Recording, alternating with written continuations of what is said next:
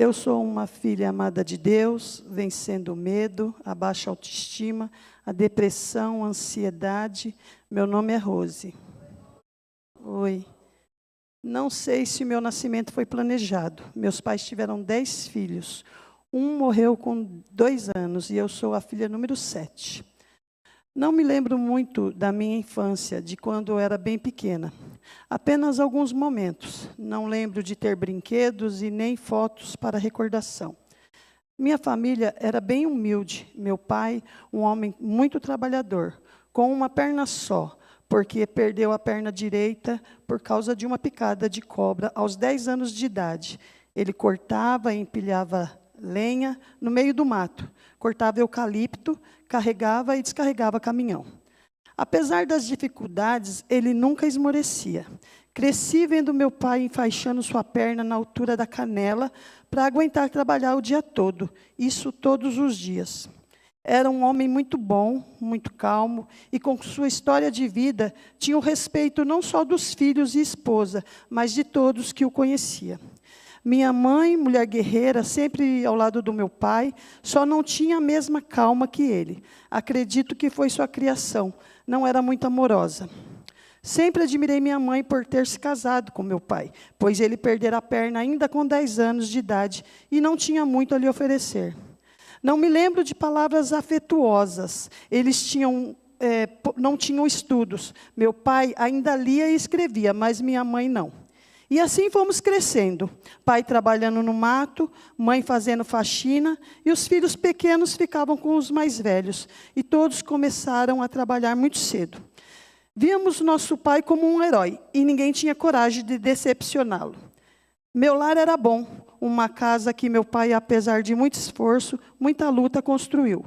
A avó materna benzedeira, de vez em quando alguém fazia uma oração, não tínhamos conhecimento da palavra.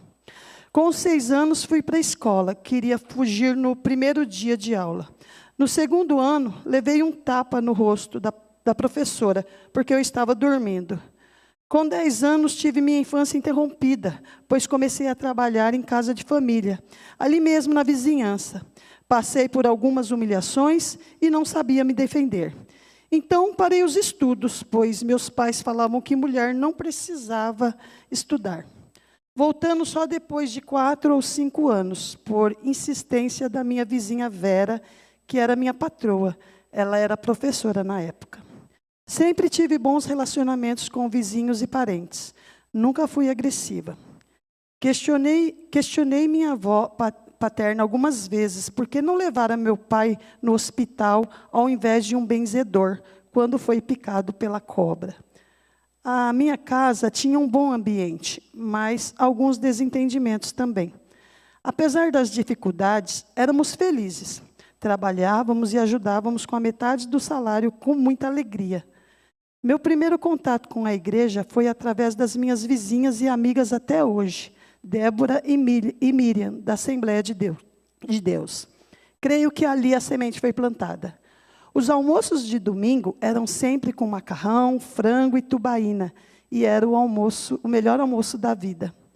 Quando minha irmã mais velha casou, a Dina, e foi morar em Santos, nossa comunicação era por carta, e era sempre eu que lia para os meus pais e irmãos. Aos 17 anos, conheci meu marido. Aos 21, me casei. E mesmo casada com um filho pequeno, tirei a carteira de motorista, pois eu era a perna direita do meu pai e dirigia para ele. Lembro-me das histórias que ele contava sobre a vida e o que já tinha sofrido. Minha mãe já não falava muito sobre seu passado. Meus pais nunca se separaram, mas o relacionamento não era fácil. Quando teve que parar de trabalhar por causa do coração, no último dia de trabalho, meu pai chegou em casa e disse: não me deram nem meio metro de corda para eu me enforcar. Até que, em 1996, o mundo cai sobre a minha cabeça. Um infarto fulminante levara meu pai embora aos 64 anos. Foi exatamente essa a sensação que tive. Precisei perder meu pai e viver com minha mãe para perceber como eu a amava, assim, do jeito que ela era, explosiva, mas muito generosa, pronta para ajudar quem precisasse. Por algumas vezes, me senti rejeitada pela minha mãe. quando a preocupação com os outros irmãos era maior do que para mim, e não me sentia amada. Hoje, me orgulho quando falam que me pareço com ela. Queria ter falado mais vezes isso, que a amava. Ela já caminhava com Cristo quando, em 2014, faleceu com um câncer de pulmão. Agradeço a Deus pelos pais que tive e exemplo de família. Meus filhos já iam à igreja com meu irmão Jair. E mesmo ninguém entendendo e apoiando ele, ele orava por nós e nunca desistiu da família.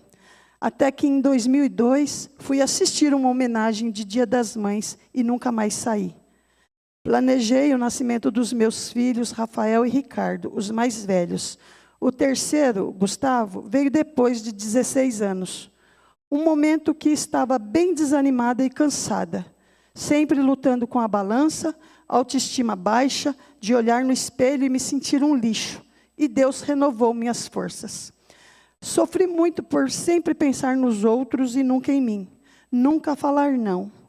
Já tive muitas mágoas, hoje em dia não. Sou muito grata e expresso isso aos outros. Apesar do meu marido não me acompanhar na igreja, não se incomoda com isso.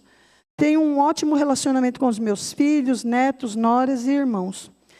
Fiz uma faculdade tarde, aos 47 anos. Graças a Deus, amo trabalhar com crianças e me relaciono bem com as pessoas. Através do 30 Semanas, eu entendi que algumas coisas do passado me fizeram mal e que precisavam ser resolvidas e ficar bem comigo mesma. Coisas que ficaram guardadas e que hoje consigo falar, como pedir perdão e perdoar.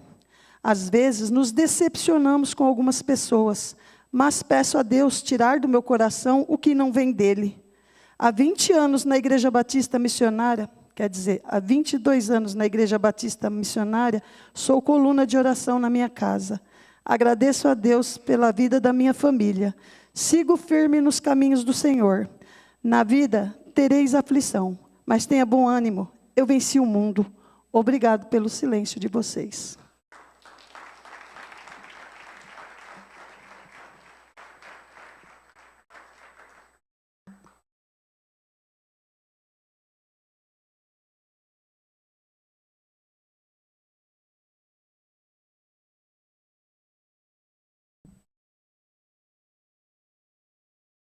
Glória a Deus. Ela é número 7, eu sou o número 9. Os bons entendedores. Glória a Deus. Eu sou um filho amado de Deus, vencendo a orfandade, a ansiedade, a codependência e a ira. Meu nome é Jair. Olá, boa noite para vocês que estão aqui, boa noite para vocês que estão no online nos acompanhando, pessoas de vários lugares do país e fora do país também. Nós, nesse ciclo 2024, temos aí essa opção do online para as pessoas que estão à distante, né? E louvamos a Deus por isso. São muitas pessoas que estão lá no online e muitas pessoas que estão aqui também. Seja bem-vindo, em nome de Jesus. E para começar hoje, nós vamos iniciar a nossa primeira decisão. Semana passada, a Débora falou sobre as 8 decisões, deu uma explanada sobre as 8 decisões. Então, você já está sabendo o que você vai caminhar durante o 30 semanas. São 8 decisões em 30 semanas. Isso não é uma corrida curta de 100 metros rasos. É uma maratona que nós vamos ter que caminhar e hoje nós estamos dando nosso primeiro passo. Nossa primeira decisão, ela se chama admitir. Eu admito que preciso restaurar meus relacionamentos. Eu queria convidar você para abrir aí o seu livro na página 27 e nós vamos então caminhando assim. Antes de mais nada, Salmo 139, 23. Eu não queria apenas fazer uma leitura. Eu queria que você lesse esse versículo do Salmo 139, 23, mas como uma oração. Você pode fazer isso comigo? Então vamos lá juntos? Sonda-me, ó Deus. Conhece o meu coração. Prova-me e conhece as minhas inquietações.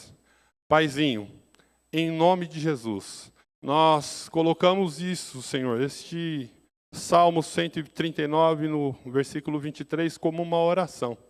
E que o Senhor, Pai, faça isso, Senhor Deus, com cada um de nós que estamos aqui, Senhor.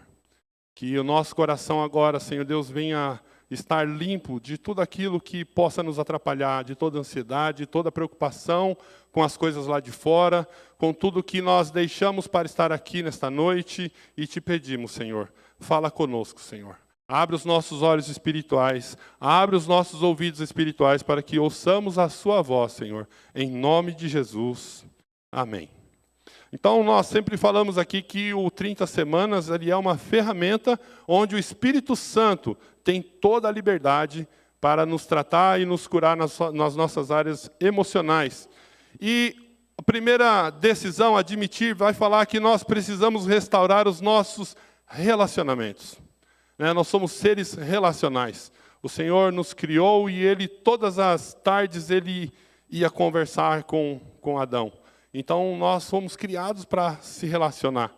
E Marcos, capítulo 12, versículos 30 a 31, aí na sua apostila está o versículo e diz assim: ame o Senhor, o seu Deus, de todo o seu coração, de toda a sua alma, de todo o seu entendimento e de todas as suas forças. Ame o seu próximo como a si mesmo. Então, há 3 esferas que nós sempre falamos aqui no 30 Semanas. Em primeiro lugar, o nosso relacionamento com Deus. Nós precisamos restaurar o nosso relacionamento com Deus. E, segundo, o nosso relacionamento conosco mesmo. Porque ele fala que ame as pessoas como você se ama. Então, eu preciso me amar, me entender, me perdoar, para que eu possa me relacionar da mesma forma com as outras pessoas. Muitas vezes nós nos relacionamos mal com as outras pessoas porque nós não nos entendemos, nem nos perdoamos, não conseguimos caminhar com as coisas que nós carregamos do nosso passado, com as coisas que nós carregamos na nossa vida. Então, este é o encontro de 30 semanas que nós andaremos juntos. Então, nós vamos trabalhar para restaurar o relacionamento com Deus, nossos relacionamentos quebrados com as outras pessoas e também para com Deus, com as outras pessoas e comigo mesmo. Quando nós vivemos uma vida com os relacionamentos quebrados, nós podemos destruir as nossas próprias vidas, porque temos relacionamentos que precisam ser restaurados. Então, para começar aí na página 28, precisamos amar a Deus, a nós mesmos e ao próximo. Jesus sabiamente estabeleceu uma linha de equilíbrio na questão de quem é o nosso próximo. Ele argumenta que uma espiritualidade que só ama a Deus e não ao próximo, não entendeu nada do reino de Deus. Logo, a verdadeira espiritualidade é aquela que expressa de forma íntima, em formato de cruz, na vertical para com Deus e na horizontal para com os seus irmãos.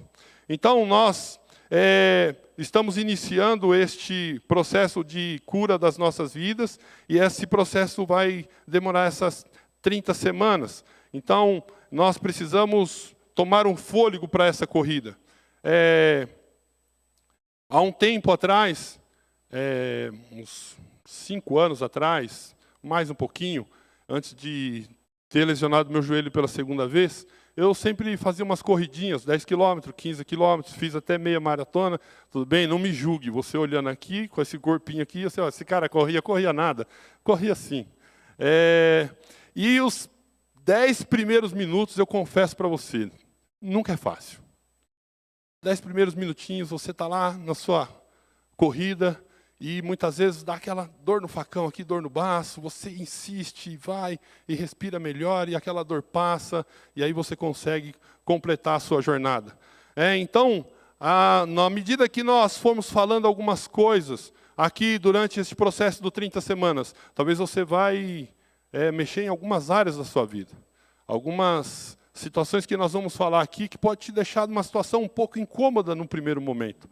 Mas eu quero te pedir que se esforce para continuar essa caminhada, essa corrida, porque é uma corrida que lá no final você vai chegar bem, Vai chegar melhor do que você está entrando aqui. Amém? Quem crê que você vai estar melhor aqui no final dessa corrida? Amém? Você veio aqui, você está aqui, você fez a sua inscrição, você está aí do outro lado no online, parou de fazer aí as suas coisinhas para poder ouvir esse vídeo, você deixou a sua casa para estar aqui. E muitas vezes você pode pensar, puxa, mas o que eu estou fazendo aqui? Eu tenho uma novidade para te contar. Foi Deus quem te trouxe aqui. Ele está interessado na sua cura. Ele está interessado que você viva uma vida plena em Cristo Jesus. E 1 João 1,7, aí na sua página 28, fala assim: se, porém, andarmos na luz, como Ele está na luz, temos comunhão uns com os outros, e o sangue de Jesus, seu Filho, nos purifica de todo o pecado. Então, o Senhor, Ele está nos chamando para ter uma caminhada juntamente com Ele. Essa caminhada não estamos solos, não é uma corrida que você está sozinho. O Senhor Jesus está com você, o Espírito Santo está te dirigindo e Ele vai te ajudar a você chegar no final dessa corrida, que é o 30 semanas. Então, para começar, primeiramente nós precisamos entender que nós vivemos num mundo contaminado pelo pecado. Este mundo, a palavra de Deus, que jaz no maligno. Então, nós estamos vivendo num mundo onde nós temos muitas situações que nos deixam irritados. Quem nunca se irritou ou se irou no trânsito? Só eu aqui? Tem mais alguém que fica irado no trânsito? Então, irmãos, nós precisamos tratar isso. E nós vivemos nesse mundo. O irmão levantou 2 mãos ali, eu também iria levantar, mas senão eu perco o microfone aqui. E nós realmente precisamos tratar as nossas áreas de fragilidade, nossas áreas que estão necessitando. E nós precisamos só entender que nós vivemos nesse mundo cheio de pecado, nós vivemos nesse mundo, mas o Senhor Jesus, Ele já perdoou cada um de nós e também já perdoou aquelas pessoas que nos irritam nesse mundo também. Amém? Então, é importante a gente entender isso. Esses dias eu parei no semáforo, o telefone tocou lá do meu trabalho e eu atendi o telefone. Um carro parado no semáforo. E depois de alguns dias chegou uma multa lá em casa. Você acha que eu admiti que eu estava errado? Eu queria saber quem era o guarda que estava lá para me multar às 7 horas da manhã. E há um tempo atrás eu estava ajudando a Bia, minha filha, a aprender a dirigir de carro. Ela passou num buraco assim, aí eu falei, pô, Bia, tem que desviar dos buracos. Aí ela falou assim, mas você passa em buraco maior, você pula a lombada. Eu falei assim, mas eu me perdoo rápido. Eu me perdoo muito rápido, eu não perdoo as outras pessoas que fazem as coisas erradas. Então, assim, nós precisamos tratar as nossas áreas, né, de fraqueza. E assim como aquela multa chegou e foi difícil eu admitir que eu estava errado, entrei lá na internet, procurei saber se parado no semáforo eu poderia atender um telefone. Aí depois, para minha surpresa, o que me deu a multa não foi uma pessoa física, foi uma câmera ligada lá no semáforo, e era um semáforo inteligente. E aí eu tive que admitir que eu estava errado e vou lá pagar a multa e ficar com os pontinhos na minha carta. Então, muitas vezes, nós temos essa dificuldade de admitir. Muitas vezes temos que ser confrontados com as nossas dificuldades para poder admitir. Então, muitas vezes, isso não é uma tarefa fácil. E nós precisamos fazer isso. Salmo 32, de 1 a 5, começa na página 28, termina na página 29. Você pode acompanhar comigo? Como é feliz aquele que tem as suas transgressões perdoadas e os seus pecados apagados. Como é feliz aquele a quem o Senhor não atribui culpa e em quem não há hipocrisia.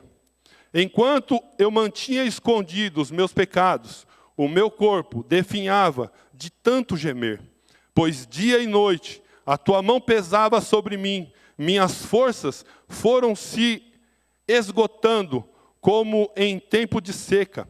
Então reconheci diante de ti o meu pecado e não encobri as minhas culpas. Eu disse, confessarei as minhas transgressões ao Senhor, e tu perdoaste a culpa do meu pecado. Então, num primeiro momento, nós vamos precisar restaurar o nosso relacionamento com Deus. Que o texto lá inicial, ele fala que nós devemos amar o Senhor, o seu Deus, de todo o coração, com toda a nossa alma e de todo o entendimento. E o nosso Deus, ele diz que se nós amamos a Ele, lá em João 14, diz que nós, quando amamos o Senhor, o que nós fazemos? Obedecemos. Então é de extrema importância que você reconheça diante de Deus que você precisa de ajuda em áreas da sua vida, que você peca, que você erra. Quando nós iniciamos o processo do 30 semanas, algumas pessoas me procuravam e diziam que já tinham entregado a vida a Jesus, que não precisava do 30 semanas. Mas quando nós estamos vivenciando o processo do 30 semanas, aí nós vemos que há muitas áreas das nossas vidas a serem trabalhadas. Eu, particularmente, achava que não precisava de ser crente, né? Não precisava. A minha vida era uma vida boa, era uma pessoa honesta, não tinha matado ninguém, nunca roubei ninguém, não usei maconha, tinha uma vida boa, trabalhador desde pequeno. Mas não é disso que nós estamos falando. No relacionamento com o Senhor, nós precisamos primeiro começar admitindo que sem o Senhor nós nada podemos fazer. Que o Senhor Jesus, ele nos diz que sem Ele nós nada podemos fazer.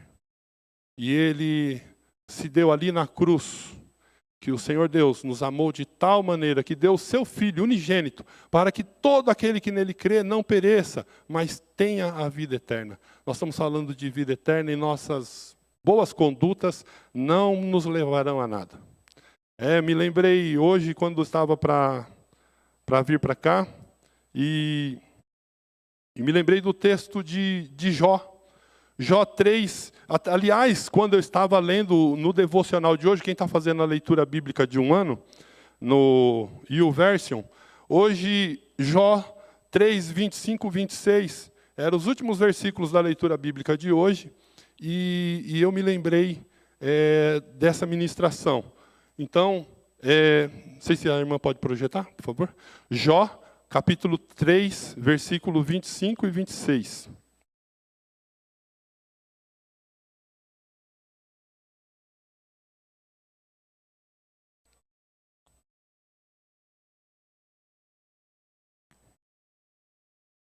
Posso abrir aqui? Tem? Jó, capítulo 3, versículos 25 e 26. Isso. O que eu temia veio sobre mim. O que eu receava me aconteceu. 26, próximo. Não tenho paz, nem tranquilidade, nem descanso, somente inquietação. Quando nós vivemos uma vida onde nós temos dificuldades de admitir, e Jó, o texto do livro de Jó, ele nos mostra que Jó, ele passou ali de perder todas as coisas, mas nos capítulos adiante, ele reconhece que ele confiava em si mesmo. Jó 27, 5 e 6. Por favor, Ana.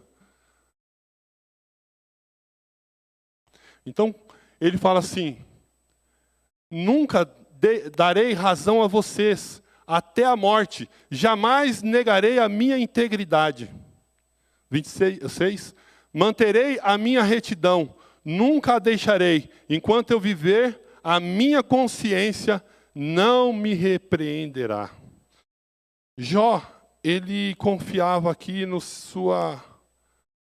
em si mesmo.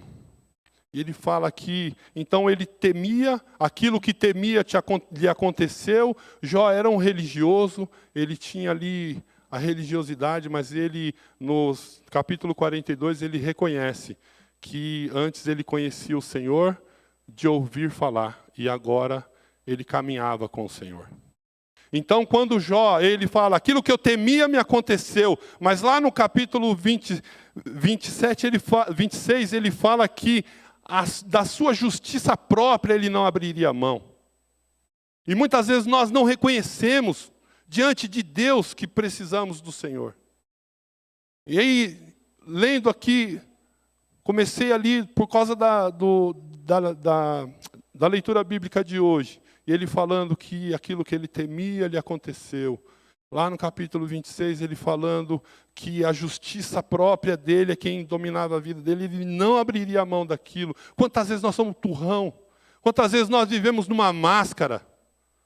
Vivemos numa vida que, muitas vezes até dentro da igreja, mas assim também, você junto comigo, que levantou a mão por causa da ira no trânsito, imagina só se você tiver lá um adesivo lá da igreja, IBM, ou da igreja que você faz parte. Que vergonha que nós passamos agora, né? Quantas vezes? E nós estamos aí. Então, nós muitas vezes erramos e não admitimos. Vivemos na negação.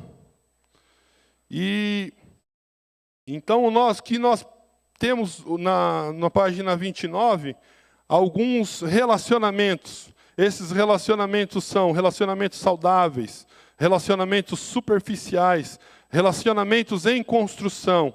E esses últimos 3 é o que nós pretendemos trabalhar. Relacionamentos problemáticos, relacionamentos em crise e relacionamentos rompidos. O nosso foco aqui, então, vai ser trabalhar esses 3 tipos de relacionamento.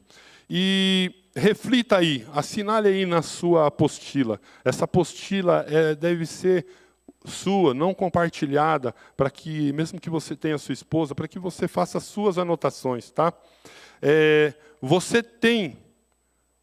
tem algum tipo de problema relacional com Deus, com você ou com os outros? Eu vou passar uma colinha para você, assina aí sim. Mesmo que você ache que não, é sim, porque aí o não é mais certeza que você tem que pôr sim. Se você pensou em pôr não, põe sim, porque daí é mais certeza ainda que você tem que pôr sim. Então, reconhecer é importante, né? Como eu falei aqui, já dei aí uma prévia sobre Jó. Reconhecer é importante. Não podemos ficar na negação. O ato de não admitir é o ato de ignorar, disfarçar, desconversar, né? Intencionalmente esquecer de uma situação ou um acontecido, algo que cause desconforto, uma irritação. Se nós vivemos na negação, a negação encontra apoio em um falso sistema de crenças, um comportamento de autoproteção e acionamos para impedir que encaremos com honestidade a verdade que nos incomoda.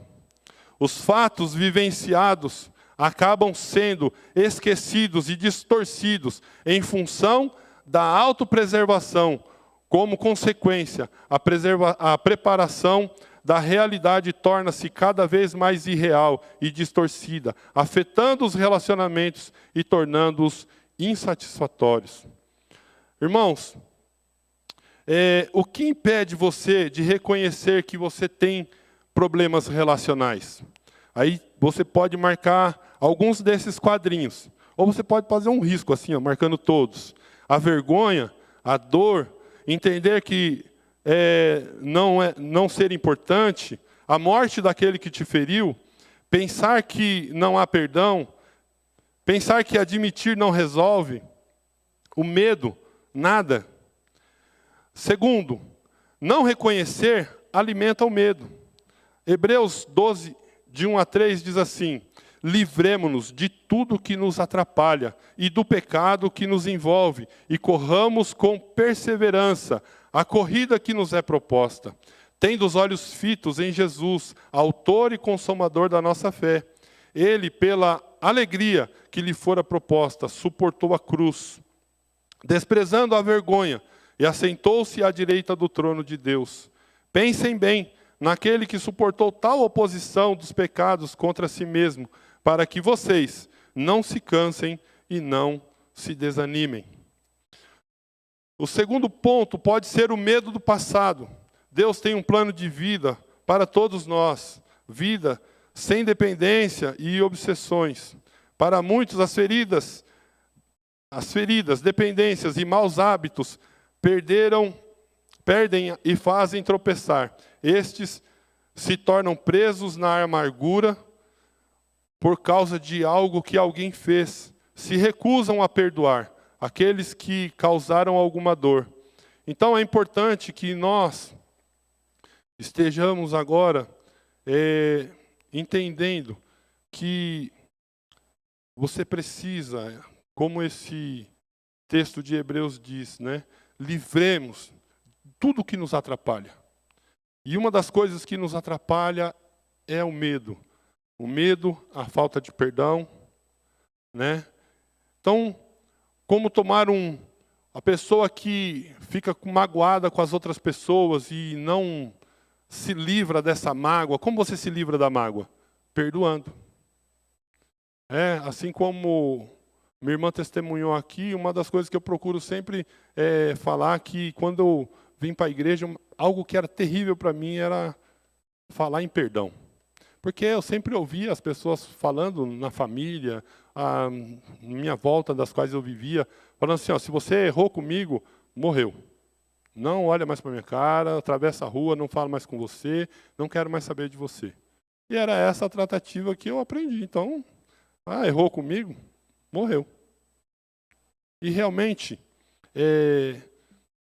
há um tempo atrás eu estava escutando algumas ministrações sobre essas áreas emocionais do pastor Cote, e ele fala que nós assassinamos as pessoas às quais nós realmente temos mágoa. Que quando algumas pessoas começam a ser tratados para começar a perdoar, a dor começa a vir tão forte que aquela pessoa às vezes não consegue pensar naquela situação do tamanha dor, porque ela já tinha matado aquela pessoa, ela já era uma assassina. Ela matou aquela pessoa para ela. E aí então, agora ela precisa lidar com o perdão, e aí ela tem que voltar a tudo aquilo para conseguir perdoar. Isso é muito difícil, mas é necessário. Nós precisamos nos livrar daquilo que nos atrapalha a nossa corrida cristã. E vida cristã sem perdão. Deus amou o mundo de tal maneira que deu seu Filho unigênito, para que todo aquele que nele crê não pereça, mas tenha a vida eterna. O Senhor nos perdoou. O Senhor deu o seu Filho por nós, ali na cruz do Calvário. E nós fomos perdoados. E assim também, lá em Romanos 6,6 fala que nós fomos crucificados com Cristo. Se nós fomos crucificados com Cristo, aquele cara que não perdoava, ele morreu lá na cruz junto com Cristo, há 2000 anos atrás. E agora nasce uma nova pessoa, um novo homem. As coisas velhas passaram, eis que tudo se fez novo. Uma nova criatura que aprendeu agora de Cristo. Que não seja eu, mas Cristo que vive em mim. E em Cristo eu tenho perdão para perdoar as pessoas. Eu, Jair, não tinha perdão. Mas em Cristo eu tenho perdão. Eu recebi perdão. E eu sei perdoar. Porque agora é Cristo quem vive em mim. Cristo em mim, a esperança da glória. Amém? Então, meus irmãos, medo de mudar. 1 João 4,18. No amor não há medo, ao contrário, o perfeito amor expulsa o medo, porque o medo supõe castigo. Aquele que tem medo não está aperfeiçoado no amor. Talvez você pode estar preocupado com o que pode acontecer quando você mudar. Mas se lembre, que as preocupações podem significar falta de confiança em Deus. Então nós que estamos aqui tratando da ansiedade, quem está tratando da ansiedade? Em algum grau, meus irmãos, nós deixamos de confiar no Senhor. Lá no nosso íntimo, e nós precisamos tratar isso em nome de Jesus. Amém? Então o terceiro ponto aí, na página 33. Alguns comentários são comuns na mentalidade da negação. Você já usou algumas delas? Veja aí se você já usou algumas dessas frases. Vamos parar de falar nisso, melhor mudar de assunto. Se eu não tocar mais nesse assunto, o tempo se carregará de apagar. Melhor fingir que nada aconteceu e tudo ficará bem. Eu não sou tão errado assim. Eu tenho essa atitude para esquecer. Eu me casei apenas 2 vezes. Conheço gente que casou 4. Muita gente se comporta pior do que eu. Essa frase que eu mais usei quando vinham me evangelizar. Falava assim, tem muita gente lá na sua igreja lá, ó, que se comporta pior do que eu. Mas não era de comportamento que nós estávamos falando. Eles estavam pregando vida eterna, vida transformada em Cristo Jesus. Quando me lembro de alguém falar do que vivi, nem me dói tanto. Se você não implicasse tanto comigo, eu não agiria mais assim. Faço assim, mas você já notou que também me trata da mesma forma? Então, meus irmãos, todos nós já vivemos ou viveremos alguma situação parecida com essas daí, né? O espaço que a negação ocupa na vida de alguém geralmente é grande e como consequência, leva a viver uma vida ao redor desses problemas, né? Por incrível que pareça, quanto mais você nega, mais você vive esses problemas. Afastando de uma vida autêntica, livre e plena.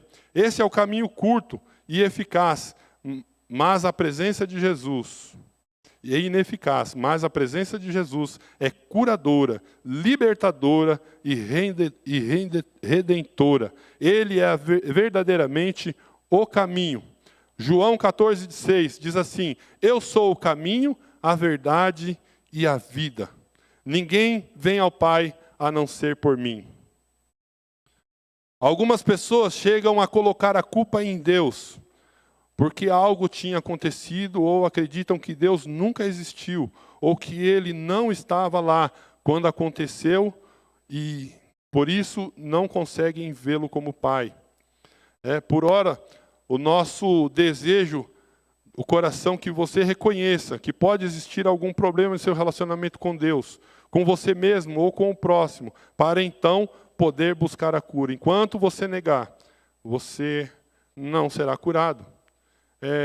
Eu me lembro que quando eu comecei a frequentar a igreja, alguns anos depois, iniciou o PAV. O PAV, Projeto Amor à Vida, cuida de dependentes, está aí o Cleivane aí, participa do PAV. E no PAV tinha o grupo de familiares também, né? E lá eu aprendi muitas coisas e me encantei com os 12 passos, achava que aquilo servia para todas as pessoas, né? E tanto que quando conheci o 30 Semanas ele iniciou lá nos Estados Unidos, e aí foi uma releitura do Celebrando a Recuperação, que usava os 12 passos. Quando veio aqui para o Brasil, virou 30 Semanas. E aí, lá na Igreja São José dos Campos. Então, nós, naquele tempo, já era de praxe. Você via assim, aquelas pessoas que chegavam no PAV e admitiam que precisava de ajuda, essas pessoas eram saradas, essas pessoas eram curadas, essas pessoas eram transformadas. Eu vi irmãos sendo liberto do crack, coisa que eu achava que na época era, né, não tinha jeito. Mas quando a pessoa entrava e ela admitia, a situação na vida dela era transformada. E aqui no 30 Semanas é a mesma situação se nós não admitirmos. Se nós vivermos na negação, nós simplesmente teremos um ciclo fraco, os resultados fracos, e aí a culpa vai ser de quem? Do 30 Semanas, porque quem nega nunca tem culpa. Né? Quem nega que precisa de ajuda, quem nega que tem áreas para ser trabalhadas, ela sempre acha que ela está certa, que não precisa de nada. Mas então, para você que está aí no online, para você que está aqui no presencial, né, precisa fazer aí a sua autoavaliação. Então, reflita aí na página 34. Você acredita que seu comportamento afeta seus relacionamentos? Muitos passaram por abusos verbais, emocionais, físicos, nas suas áreas de sexualidade, rejeição, abandono, divórcio, luto, relacionamentos destrutivos, vícios de todos os tipos, entre outras coisas. Todas essas experiências trazem consequências danosas se não forem tratadas. Então, nós devemos começar rapidamente a tratar isso daí. Amém? Então, hoje é o dia que você dirá, eu saí da negação, iniciei o meu processo de cura. Você tem coragem de falar isso? Vamos lá, eu saí da negação. Iniciei o meu processo de cura. Amém. Você que não acreditou naquilo que você falou, é pela fé, tá bom? E reflita aí, você se compromete a sair da negação? Escreva aí na sua apostila. Quarto ponto, para que eu viva um relacionamento saudável, não vou continuar sem resolver meus problemas. A letra A aí. 2 Pedro 2,19 diz assim, prometendo-lhe liberdade, eles mesmos são escravos da corrupção, pois o homem é escravo daquilo que o domina. Amém? Então, entrega a sua vida ao Senhor Jesus, confia nele e o mais ele fará. Se você for dominado por Jesus Cristo, ele é o seu Senhor e você é o seu servo. Amém? Escolha esconder seus sentimentos e viver na negação pode congelar suas emoções, prejudicar seus sentimentos e paralisar você.